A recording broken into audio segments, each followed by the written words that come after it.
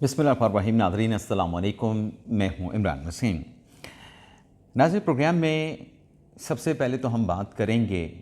जो आज आइनी बेंच में मिलिट्री ट्रायल से मुतल्लिक मुकदमे की समाअत हुई है। इस समाअत का इंतहाई मुख्तसर सा अहवाल आपकी खिदमत में पेश करेंगे और बताना इसलिए ज़रूरी है कि आज बानी पीटीआई इमरान खान के वकील उज़ैर भिंडारी साहब ने दलाइल दिए हैं। तो सबसे पहले तो ये अदालती कार्रवाई, इसका अहवाल आपके साथ डिस्कस करेंगे और इसके बाद हमारे वीडियो लॉग की जो दीगर अहम ख़बरें हैं, जो सुप्रीम कोर्ट से एक बड़ी ख़बर है और कुछ और अहम हैपनिंग्स हुई हैं, डेवलपमेंट्स हुई हैं, मुलाकातें हुई हैं, फिर उनकी डिटेल जो है वो आप नाज़रीन की खिदमत में पेश करेंगे। लेकिन प्रोग्राम का आगाज़ करने से पहले आप देखने वालों से चैनल सब्सक्रिप्शन की दरख्वास्त करेंगे कि जिन दोस्तों की जानिब से अभी तक चैनल को सब्सक्राइब नहीं किया गया, उनसे दरख्वास्त होगी कि चैनल को सब्सक्राइब कर लें, बेल आइकॉन का बटन प्रेस करें, वीडियो अगर पसंद आए तो इसे लाइक भी करें और शेयर भी करें।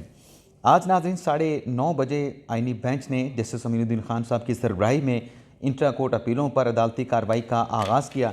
और आज नाज़रीन जो दलाइल देने थे, जैसे मैंने कहा कि इमरान खान साहब के वकील उज़ैर भिंडारी साहब ने दलाइल देने थे, लेकिन आज उन्होंने दलाइल तो दिया, लेकिन कल जो बात लतीफ़ खोसा साहब ने की थी कि जुडिशल कमीशन 9 मई के वाक़े के बनाया जाए, उस पर आज भी कोई बात, कोई दलील, कोई नुक्ता जो है इमरान खान साहब के वकील उज़ैर भिंडार की जानिब से कमरा अदालत में नहीं उठाया गया कि 9 मई के वाक़े के ऊपर जो है जुडिशल कमीशन बनना चाहिए। इमरान खान साहब के वकील उज़ैर भिंडारी साहब जो हैं, आज जो दलाइल देते रहे वो आइन के आर्टिकल 175(3) से मुतल्लिक देते रहे, आइन के आर्टिकल 8(3) के हवाले से, आर्टिकल 8 के सबक्लास 5 के हवाले से, आर्टिकल 243 के हवाले से, आर्टिकल 245 के हवाले से जो दलाइल हैं वो इनकी तरफ से जो है वो दिए गए। तो आज की समाअत में एक जो सवाल अदालत की जानिब से उनसे पूछा गया, क्योंकि भिंडारी साहब ये कह रहे थे कि इन आर्टिकल्स की रोशनी में, आर्टिकल चाहे 175(3) है, आर्टिकल 243, 245 है, तो ये जो 2D है, इस 2D की रोशनी में सिविलियन का मिलिट्री कोर्ट में ट्रायल नहीं हो सकता। तो आइनी बेंच के जज की तरफ से ये भी सवाल उठाया गया आज की प्रोसीडिंग में कि क्या जो फोर्सेस हैं, यानी जो मिलिट्री ट्रायल है वो फोर्सेस ही कर रही होती हैं, तो क्या फोर्सेस अदालती अख्तियार को इस्तेमाल कर सकती हैं? तो ये सवाल भी अदालत की जानिब से आज की अदालती कार्रवाई में उठाया गया है और जो केस की नाज़रीन समाअत है, उज़ैर भिंडारी साहब के दलाइल आज मुकम्मल नहीं हो सके और केस की समाअत को पीर तक मुलतवी कर दिया गया है। यानी अगले हफ्ते भी ये मुकदमा मिलिट्री कोर्ट वाला ज़ेर समाअत रहेगा और इस केस के कंक्लूजन तक नाज़रीन, यानी जब तक ये केस मुकम्मल नहीं होता, इंट्रा कोर्ट अपीलों पे समाअत मुकम्मल नहीं होती, तब तक जो 26वीं आइनी तरमीम का मुकदमा है वो नाज़रीन फिक्स नहीं होगा। इस केस को कंक्लूड करने के बाद एक कॉन्स्टिट्यूशनल बेंच जो है वो 26वीं तरमीम वाला मुकदमा उसको समाअत के लिए फ़िक्स करेगा। अब नाज़रीन आ जाते हैं कि सुप्रीम कोर्ट से क्या बड़ी ख़बर है, लेकिन उससे पहले एक अहम मुलाकात की भी खबर चल रही है। अहम मुलाकात नाज़रीन हुई है जो चंद रोज़ पहले जस्टिस मोहसिन अख्तर कियानी साहब ने एक केस की समाअत करते हुए जो कॉन्स्टिट्यूशन में 3 सतून बताए गए हैं, रियासत पाकिस्तान के जो 3 सतून कॉन्स्टिट्यूशन के मुताबिक हैं, जिसमें अदलिया है, जिसमें एग्जेक्टिव है, जिसमें मुकन्नना है। तो मोहसिन अख्तर कियानी साहब ने एक केस की समाअत के दौरान बड़े सख्त रिमार्क्स दिए थे कि मौजूदा हालात में जो रियासत के आइन के जो 3 पिलर हैं, जो 3 सतून हैं, वो कोलैप्स कर गए हैं, यानी वो तबाह हो गए हैं, वो गिर चुके हैं। और उसमें मोहसिन अख्तर कियानी साहब ने मज़ीद आगे कहा था कि जो अदलिया है उसकी हालत ऐसी है कि वो मौलिक है, हवा में अदलिया खड़ी है, लेकिन हम मायूस नहीं हैं, बेहतरी की हमें उम्मीद है। ये नाज़रीन जब मोहसिन अख्तर कियानी साहब ने रिमार्क्स दिए थे तो एक वीडियो लॉग में हमने आपको ये बताया था कि जज साहब के इन रिमार्क्स पर नाम लिए बगैर कौमी असम्बली के जो स्पीकर हैं अय्याज सादिक साहब, उनकी तरफ से ऐवान में करारदाद मंजूर की गई थी, रूलिंग पास की गई थी कि पार्लियामेंट से मुतल्लिक इस किस्म के रिमार्क्स जिस जज साहब की तरफ से दिए गए हैं उसको कंडेम किया गया था और ये कहा गया था कि पार्लियामेंट को ये कहना कि पार्लियामेंट सरेंडर कर चुकी है या पार्लियामेंट कोलैप्स कर चुकी है, ये मदाखलत है, ये पार्लियामेंट की तौहीन है। और उस रूलिंग में स्पीकर साहब ने ड्यूटी ये लगाई थी जो वज़ीर कानून आज़म नज़ीर तारड़ साहब हैं कि आपने ये जो डिस्प्लेयर है, जो रेजोल्यूशन हमने पास की है, हमारा ये पैगाम आपने मुतलका इस्लामाबाद हाई कोर्ट के जज साहब तक पहुँचाना है। तो नाज़रीन वो जो पैगाम पहुँचाना था, ज़ाहिर सी बात है कि वज़ीर कानून तारड़ साहब ने ख़ुद तो नहीं जाना था। हुकूमत और अदलिया के दरमियान जो एक पिलर का, एक पुल का किरदार या ब्रिज का किरदार अदा कर रहा होता है, वो नाज़रीन रियासत का जो लॉ ऑफिसर होता है अटॉर्नी जनरल, वो ये किरदार अदा करता है। तो ख़बर नाज़रीन ये है कि जो अटॉर्नी जनरल साहब हैं उन्होंने गुज़िश्ता रोज़ जो है, कल जब वज़ीर आज़म के साथ चीफ जस्टिस की मुलाकात हुई, इस मुलाकात से पहले अटॉर्नी जनरल साहब ने इस्लामाबाद हाई कोर्ट में जस्टिस मोहसिन अख्तर कियानी के साथ मुलाकात की और उस मुलाकात में जो स्पीकर साहब का पैगाम था, जो स्पीकर साहब ने वज़ीर कानून की ड्यूटी लगाई थी कि इस ऐवान का जो पैगाम है इस्लामाबाद हाई कोर्ट के रिमार्क्स देने वाले जज साहब तक पहुंचा दिया जाए, तो वो पैगाम कल अटॉर्नी जनरल साहब ने मोहसिन अख्तर कियानी साहब को पहुंचाया। लेकिन आज ये मुलाकात क्या सिर्फ इसी बात तक महदूद थी, इसी पैगाम तक लिमिट रही? अब 40-45 या 1 घंटे की मुलाकात हो तो उसमें बहुत सारी बातें डिस्कस होती हैं, लेकिन जो चीज़ अभी तक सामने आई है, हम अभी भी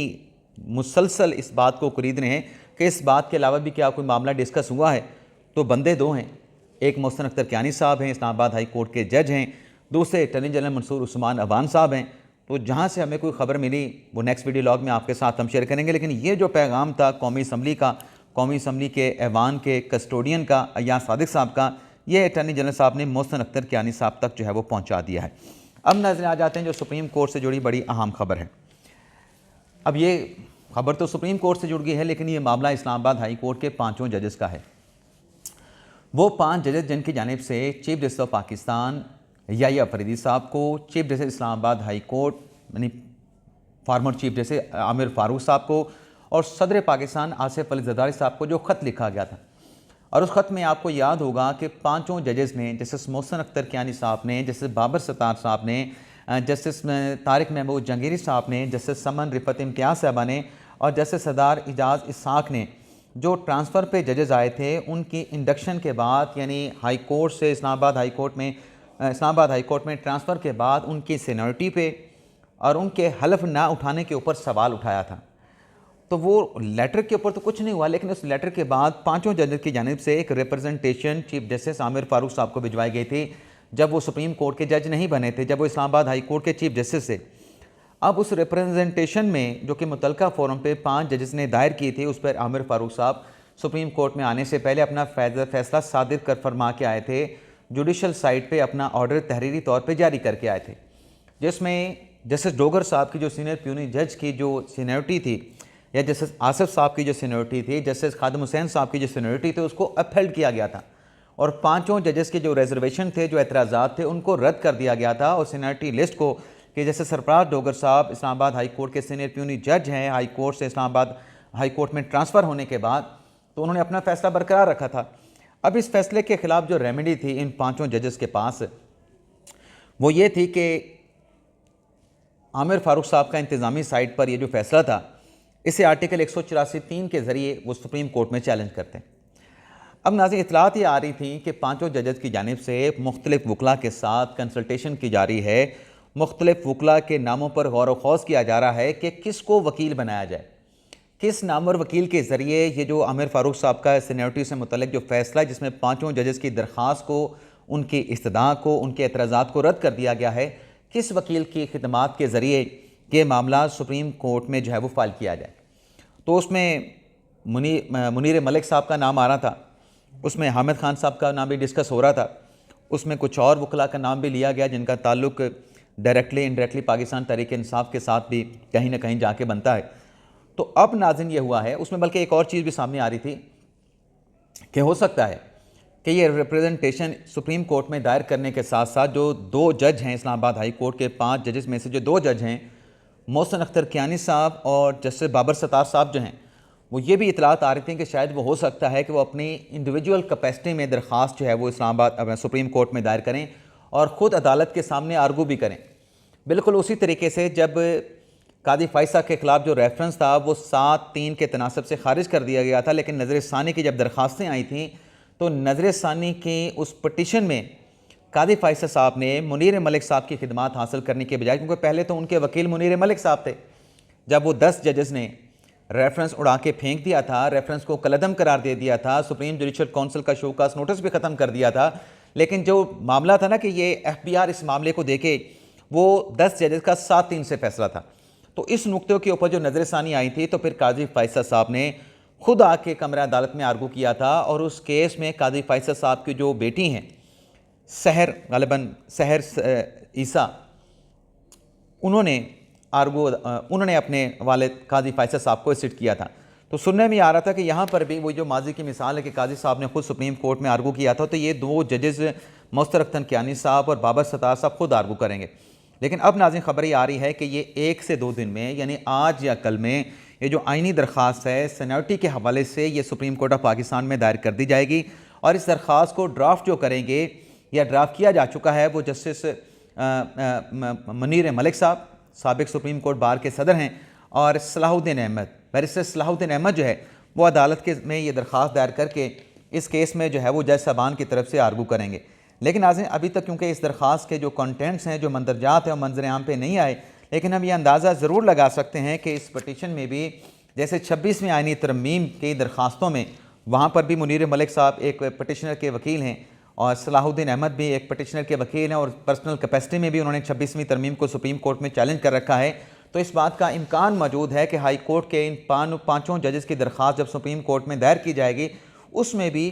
कॉन्स्टिट्यूशनल बेंच से ये दरख्वास्त की जाएगी, और हो सकता है कि चीफ जस्टिस याई अफदी साहब से भी दरख्वास्त कर दें, कोई बईद वाली बात नहीं कि आप इसके ऊपर फुल कोर्ट तश्कील दें, या अगर कॉन्स्टिट्यूशनल बेंच में मुकदमा लगता है तो वहाँ पर दरख्वास्त की जाए कि फुल कोर्ट बनाया जाए और फुल कोर्ट इस जजेस की सीनियरिटी के मामले के ऊपर जो है अपना हतमी फैसला जो है वो सादिर फरमाए। वैसे नाज़रीन ज़रा ये भी बताते हैं कि 5 जजेस के साथ जस्टिस जो गुल हसन मियाँ औरंगज़ेब साहब हैं, जस्टिस अरबाब मोहम्मद ताहिर साहब हैं, उनको भी कहा गया था कि आप इस दरख्वास्त के ऊपर इस रिप्रेजेंटेशन पे सिग्नेचर करें, लेकिन दोनों जजेस की जानिब से इस रिप्रेजेंटेशन की एप्लीकेशन के ऊपर जो इससे पहले ख़त था उस पर दस्तखत करने से इनकार कर दिया गया था कि ऐसा जो मैटर है वो इस तरह की मामलात में के ज़रिए हल नहीं होता, इसके सलूशन का तरीक़ाकार कुछ और है, तो उन्होंने दस्तखत नहीं किए थे। लेकिन आज एक बात तो तय है कि पाकिस्तान में ये ट्रांसफ़र का जो मामला अभी सामने आया है, इसके असूल, इसके पैरामीटर ज़रूर तय होने चाहिए, ताकि फ्यूचर में कोई ऐसी कंट्रोवर्सी जो अब बनी है, जो अब सामने आई है, ऐसी कंट्रोवर्सी फ्यूचर में ना बन सके। क्लैरिटी तो मौजूद है, आर्टिकल 200 को आप पढ़ें, और जो हल्फ उठाने वाला आर्टिकल 194 है, आर्टिकल जो 175 है जुडिशल कमीशन के हवाले से, वो क्लियर है। लेकिन इसके बावजूद भी पैरामीटर, जो एक प्रिंसिपल जो चीज़ है, जो प्रोसीजर है, वो ज़रूर वाज़ेह होना चाहिए। जिस तरीके से इंडिया में जहाँ पर तसलसल के साथ सूबों की हाई कोर्ट से जजेस एक दूसरे की हाई कोर्ट में जाते रहते हैं, वहाँ पर तो इस इशू को जो है वो सॉर्ट आउट कर लिया गया है, पैरामीटर तय कर लिए गए हैं। तो सुप्रीम कोर्ट के ज़रिए ये मामला पाकिस्तान में भी जो है वो सेटल होना चाहिए। इसके अलावा नाजरीन इस्लामाबाद हाई कोर्ट से एक और अहम खबर ये है कि सरफराज डोगर साहब, जिस पर पाकिस्तान तहरीक इंसाफ वाले एतराज़ भी उठाते रहे, उनकी सीनियरिटी के ऊपर भी क्वेश्चन करते रहे, अब नाज़रीन ये हुआ है कि 26 नवंबर, जिस पर तहरीक इंसाफ का अलग से अपना स्टांस है कि इस पर जुडिशल कमीशन बनना चाहिए, 9 मई पर जुडिशल कमीशन बनना चाहिए। तो ये जो मामला है नाज़रीन 26 नवंबर वाला, तो इसमें काफ़ी सारे मुल्ज़मान की गिरफ्तारी इस्लामाबाद पुलिस की जानिब से की गई थी, और वो जो मुल्ज़मान पकड़े गए थे उन्हें निचले अदालतों से भी जो है वो रिलीफ जो है ज़मानतें नहीं मिल सकी थी। आज चीफ जस्टिस कायम मकाम चीफ जस्टिस जो हैं इस्लामाबाद हाई कोर्ट के सरफराज डोगर साहब की सरबराही में 2 रुकनी बेंच, जिसमें जस्टिस आसिफ साहब भी शामिल थे, उन्होंने PTI के जो कारकुनान हैं उनके 120 कारकुनान की दरख्वास्त ज़मानतों पर समाअत की, और समाअत करने के बाद उन्हें ज़मानतों पर रिहा करने का फ़ैसला सादिर फरमा दिया। अब ये वही डोगर साहब हैं जिन्हें तहरीक इंसाफ वाले, तहरीक इंसाफ की सोशल मीडिया टीम वाले हदफ़ तनकीद बनाते रहे, लेकिन अब चूँकि रिलीफ मिला है, वो कहते हैं कि मीठा मीठा हप हप और कड़वा कड़वा थू थू,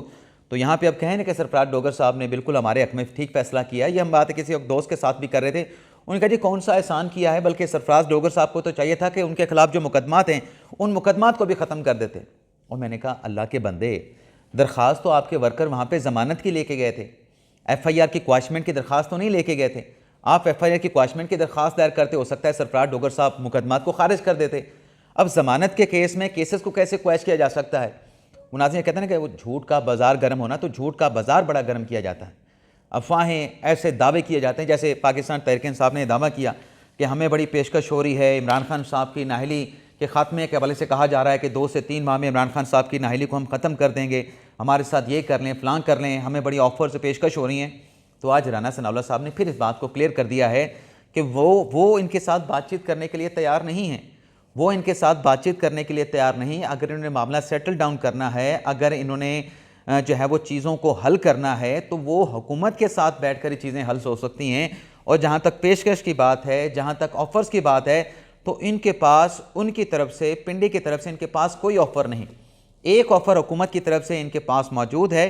कि वो मुज़ाकरात की पेशकश है, आएँ बैठे हमारे साथ बातचीत करें, मुज़ाकरात की टेबल पे बैठें, चीज़ों को बैठ के हल करते हैं, तय करते हैं। लेकिन अगर वो आते हैं तो ठीक, नहीं आते तो इनकी मर्ज़ी की बात है। लेकिन पाकिस्तान तहरीक इंसाफ का कहना ये है कि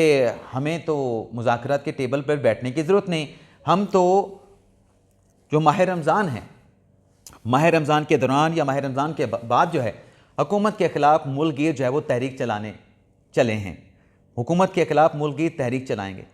चलें, आपने पहले भी तहरीकें चलाई हैं, अब भी आप तहरीक चला के देख लें। लेकिन वहीं पे हुकूमत ने भी फैसला किया है, हुकूमत के जो किंग मेकर लीडर हैं नवाज शरीफ, उन्होंने कह दिया है कि अब इस किस्म के जो पुरतशद्दुद एहतजाज हैं, जो रैलियाँ हैं, जो लॉन्ग मार्चेज़ हैं या जो धरने देना है, इसकी इजाज़त नहीं दी जाएगी।